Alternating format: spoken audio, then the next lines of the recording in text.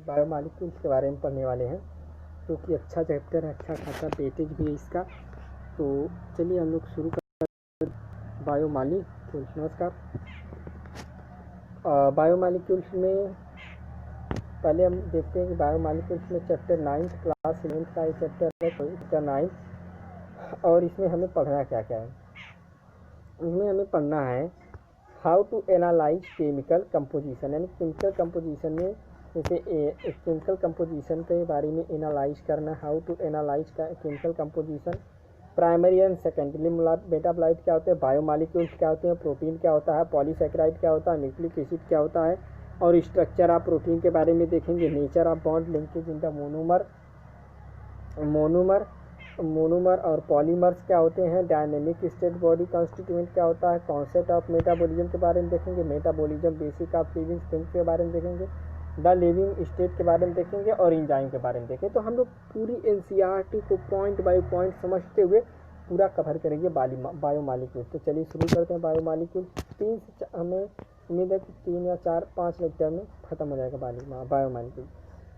तो बायोमॉलिक्यूल्स एक अच्छा चैप्टर है, अच्छा मतलब अच्छा है, तो अच्छा है, बस अच्छा चैप्टर है। और इसमें हम लोग शुरुआत करते हैं बायोमॉलिक्यूल्स में। तो सबसे पहले इसमें हम लोग देख पा रहे हैं कि there is a wide diversity in living organism. Living organism से बहुत बड़ी विविधताएँ देखने को मिलती हैं। Living organism in our biospheres how a question that arises in our mind. हम लोगों के दिमाग में एक क्वेश्चन उठता होगा कि आल living organism made up of same chemical. क्या सभी लिविंग ऑर्गेनिज्म सेम केमिकल के बने हुए होते हैं? क्या उसमें जो एलिमेंट होता है, क्या जो कंपाउंड होता है, सभी सेम होता है? यानी जब हम अपनी चारों तरफ विस्तृत प्रकार के लिविंग ऑर्गेनिज्म को देखते हैं तो हम लोगों के दिमाग में, मस्तिष्क में एक बात आती है कि क्या जितने भी लिविंग बींग हैं हम लोगों के चारों तरफ, क्या वो सेम केमिकल से बने हुए हैं? क्या सेम केमिकल कंपोजिशन है? Are all living organism made up of the same chemical and element and compounds? You have learned in chemistry how element analysis perform। कह रहा है कि आप बायो कह रहा है कि आप लोग केमिस्ट्री पढ़ चुके हैं कि हम लोग कैसे एनालाइज करेंगे एलिमेंट के बारे में, ठीक है। कह रहा if the perform such an analyse on a plant tissue के को एनालाइज करेंगे, एनिमल टिश्यू को एनालाइज करेंगे, माइक्रोबियल पेस्ट को एनालाइज करेंगे। We obtain a list of element like, एक लिस्ट बनाएंगे like hydrogens, oxygens and several others and their respective content per unit mass of a living tissue, and if the same analysis perform and a pieces of earth crust an example of non living। यानी हम earth crust को लेंगे एक part में living matter को लेंगे, उसको analyse करेंगे कौन कौन सा कंपाउंड, हाइड्रोजन, ऑक्सीजन, कार्बन किस में सेम है, किस में अलग है, कैसे है, कितना है, कितना नहीं है। फिर इसके बाद we obtain a similarity list, उसमें एक सिमिलरिटी लिस्ट बनाएंगे। What are difference between the two list, इन दोनों लिस्ट में क्या क्या डिफरेंस है, इसको हम लोग देखेंगे कि इन दोनों लिस्ट के बीच में क्या क्या डिफरेंसेस दिखाई देता है। और फिर इसके बाद in absolute term no such difference would be made out, all the elements present in a sample of earth crust are also present in sample of living tissue. However, a closer examine reveal that the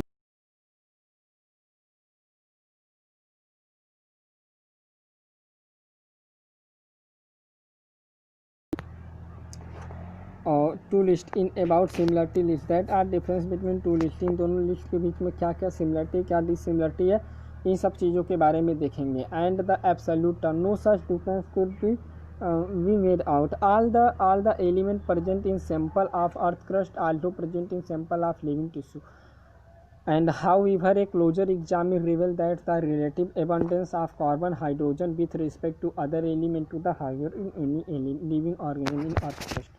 अब हम लोग analyse करेंगे how to analyse a chemical composition, chemical composition को कैसे analyse किया जाए इसके बारे में बात करेंगे। We can continue asking in the same way, आपको एक क्वेश्चन आता है कि what type of organic compound are found in living organisms, यानी लिविंग ऑर्गेनिजम्स में कैसे ऑर्गेनिक कंपाउंड पाए जाते हैं। How does one go about finding in the answer, to get an answer one has to perform a chemical analysis। we can take any living tissue, आप किसी भी एक लिविंग टिश्यू को लीजिए, चाहे वह वेजिटेबल हो या किसी भी पीस हो, लीवर का पीस हो, उसको लीजिए। And grind in the trichloro acetic acid, यानी उसको ट्राईक्लोरो एसिटिक एसिड के साथ ग्राइंड कीजिए। Use A mortar and pastel, यानी उसको ग्राइंड करने के लिए आप मॉर्टर और पेस्टल का यूज कीजिए। We obtain a thick slurry, आप एक थिक स्लेरी मतलब नुमा पाएंगे। If we were to strain this through a cheese cloth, उसको चीज क्लॉथ से छान लीजिए। उसको छानने के बाद वी ऑब्टेन टू फ्रैक्शन, आप उसके दो कंपोनेंट को पाएंगे। एक कंपोनेंट जो उससे छन जाएगा, एक कंपोनेंट जो उससे छनेगा नहीं, यानी उस कपड़े से नहीं छनेगा। जो कंपोनेंट फिल्ट्रेट है, फिल्ट्रेट किसको कहेंगे टेक्निकली, जो एसिड सेलुबल पूल होते हैं उसे फिल्ट्रेट कहते हैं।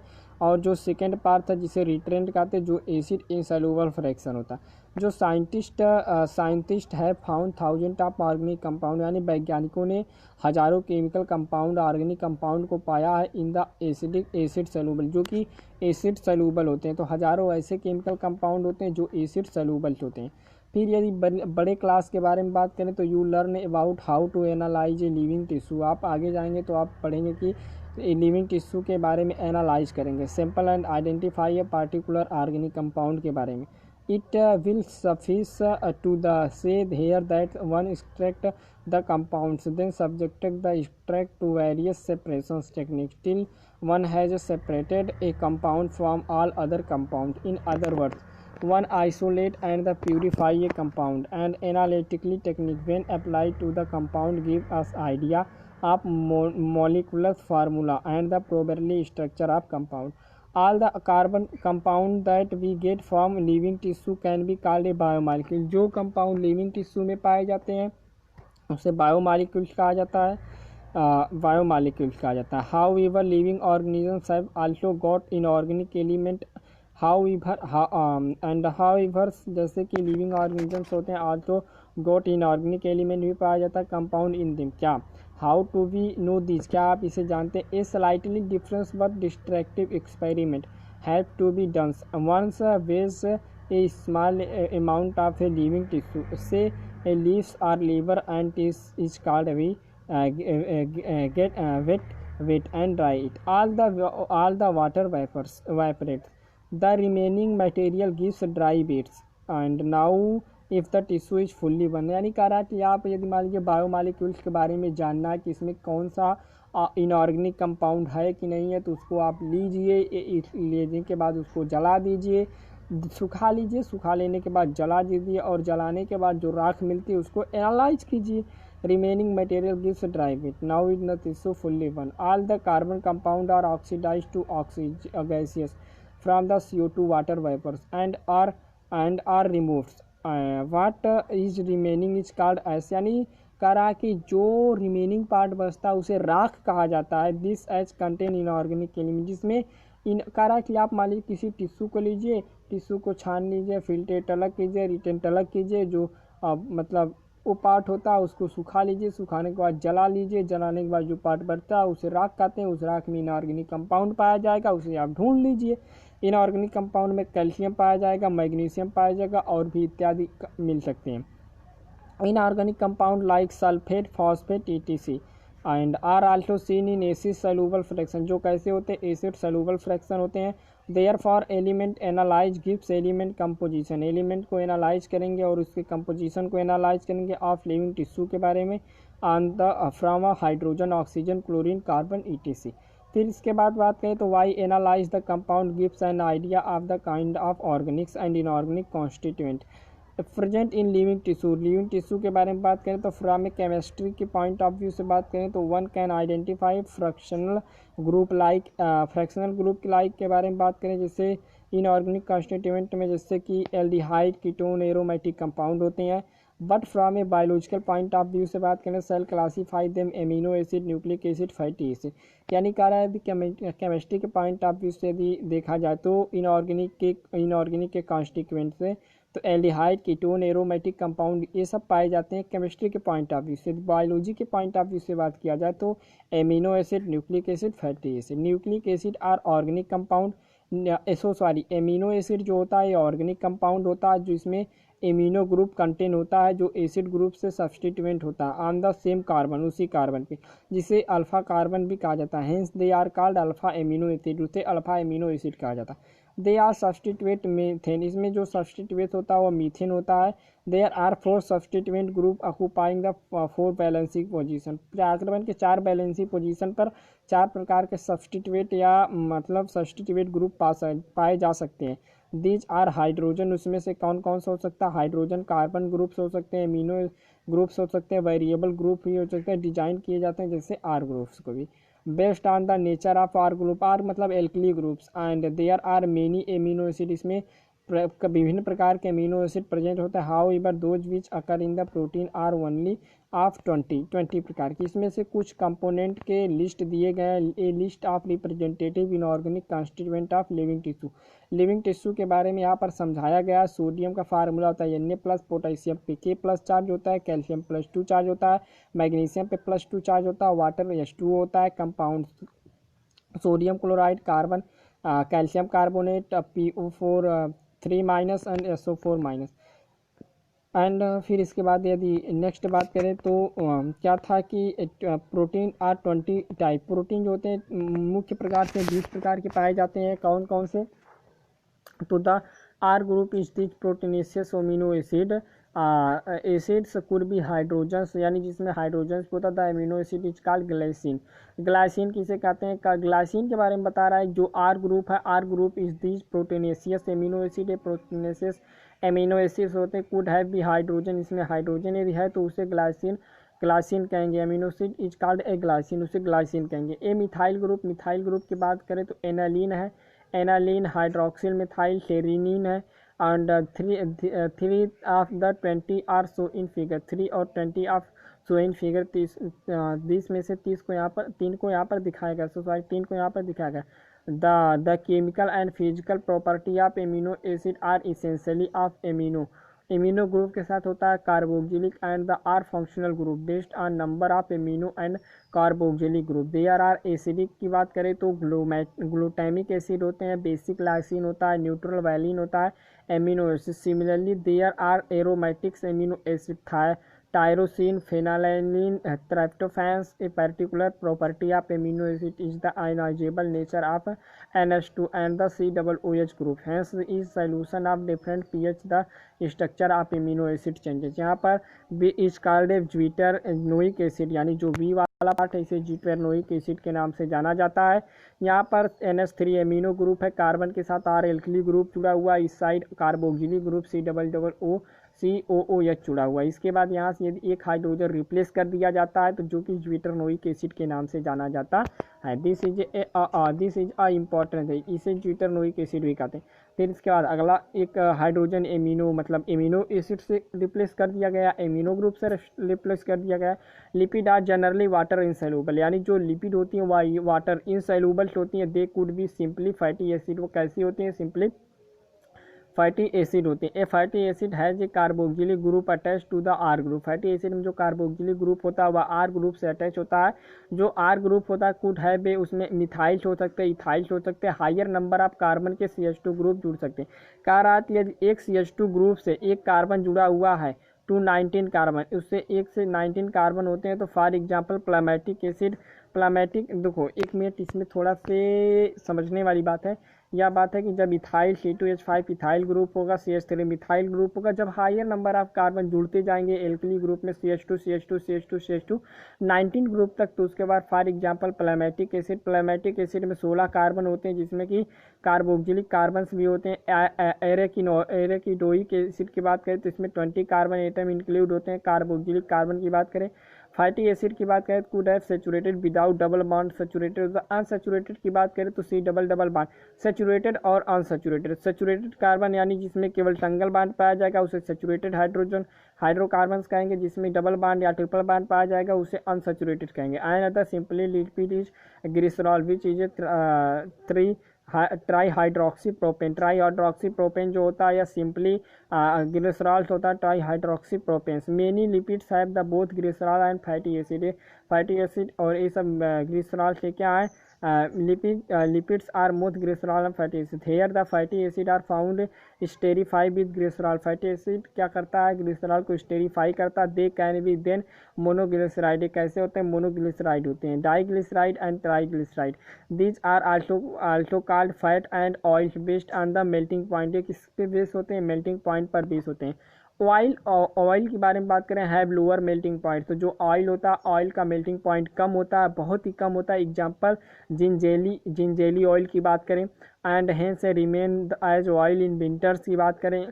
Can you identify a fat from the market.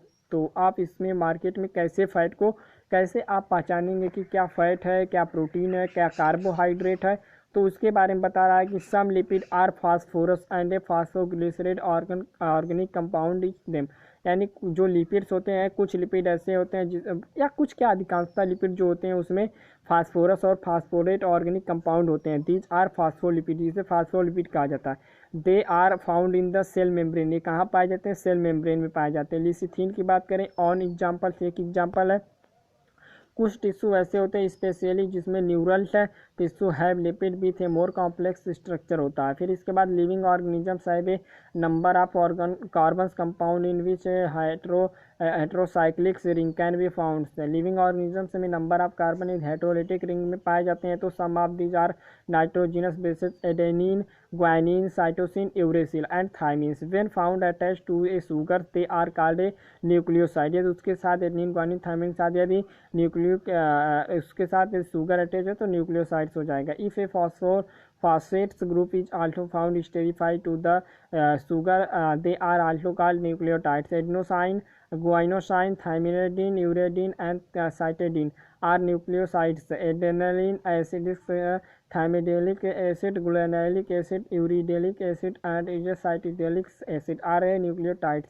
Nucleic acid like DNA and RNA constituent of nucleotides only one list. So DNA and RNA function as a genetic material, यानी जो DNA और RNA होते हैं या genetic material के रूप में कार्य करते हैं। फिर इसके बाद यहाँ पर कुछ डायग्राम रिप्रेजेंट किया गया है एंड फ्रॉम तो विद एनसीईआरटी। तो ये क्या है, यहाँ पर ए शुगर कार्बोहाइड्रेट है, तो शुगर कार्बोहाइड्रेट है, ए एमिनो एसिड है। इस चीज़ से ग्लूकोज और ribose, this is a 6 1 2 3 4 5 carbon ring के 6 कार्बन की बात करें तो 6 कार्बन में एक कार्बन को रिप्लेस करके ऑक्सीजन लगा दिया गया है।